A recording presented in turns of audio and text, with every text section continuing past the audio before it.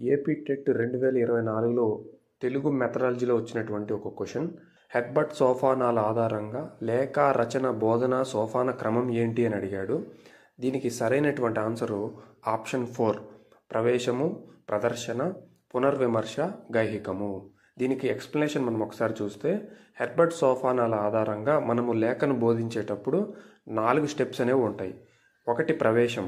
ప్రవేశంలో మళ్ళీ 3 sub steps ఉంటాయి. పూర్వజ్ఞాన పరిశీలనము, ఉన్ముఖీకరణము, శీర్షిక ప్రకటన.